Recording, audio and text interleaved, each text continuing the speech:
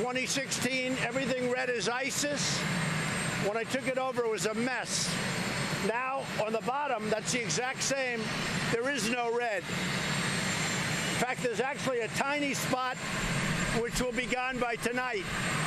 In early March of 2023, the United States was criticized after it sent General Mark Milley to an army base in northeast Syria, with Syrian media dubbing the move as a flagrant violation of the country's sovereignty. The base, as reported by VOA News, is one of several bases and posts across northeast Syria, allegedly as part of the fight against ISIS. But why is the United States staying in Syria to fight ISIS when we've been told on numerous occasions by U.S. government officials that ISIS has been defeated? For example, back in March of 2019, Trump told reporters at the White House that ISIS is, quote, gone as of tonight. That same month, White House Press Secretary Sarah Huckabee Sanders told reporters that ISIS had lost all of its territory in Syria, adding that the Pentagon made the call that ISIS had been eliminated completely in Syria.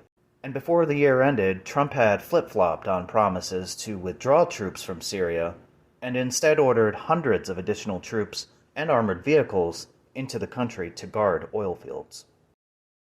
We've taken control of the oil in the Middle East, the oil that we're talking about, the oil that everybody was worried about. The U.S. has control of that. The following year, Tom Bowman, an NPR reporter embedded in Syria, told the publication that Trump initially wanted all U.S. forces out, but agreed to keep a small number of about 600 or so to secure oil fields not only from ISIS, but also from the Syrian government and Russian forces as well. But if Syria's oil is to be kept from what remains of ISIS, from Russia, and from Syria, who actually gets to keep it?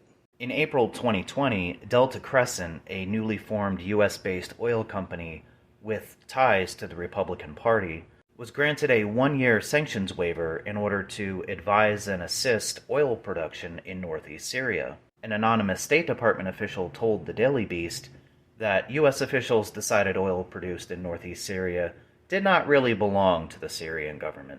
By August, CNN reported that Delta Crescent, which was formed for the sole purpose of securing Syrian oil, was granted an exclusive sanctions waiver to develop oil fields. When the Biden administration took over in January of 2021, throughout much of the year, the company reportedly continued to receive waiver extensions as a formality meant to help Delta Crescent wind down operations.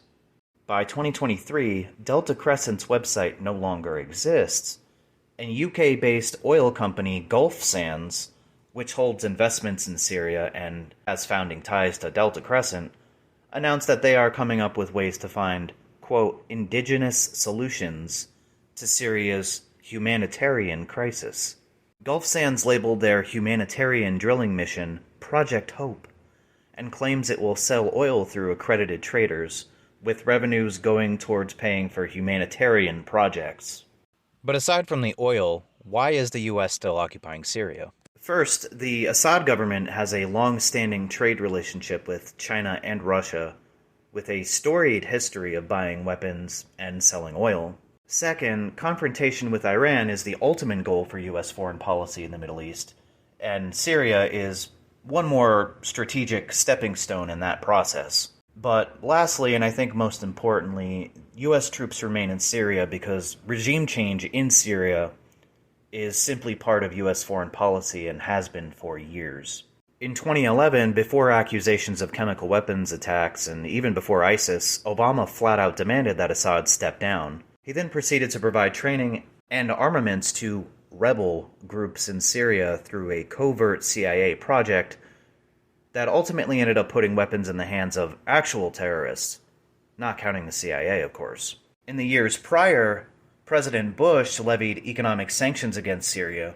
Bush also famously labeled Iraq, Iran, and North Korea as part of the axis of evil, but later, and less famously, then Undersecretary of State John Bolton gave a speech in 2002 entitled Beyond the Axis of Evil, and added Cuba, Libya, and Syria to that list. More recently, in July of 2023, Biden admitted during a Maryland fundraiser that his administration still seeks regime change in Syria. One attendee told Biden that Assad must go, and Biden responded, "I agree." Ultimately, U.S. intervention in the country has less to do with WMDs, ISIS, or defeating terrorism, and everything to do with weapons sales, oil, regime change, regional power games, global hegemony, and grand imperialist designs, shat out by neocon think tanks.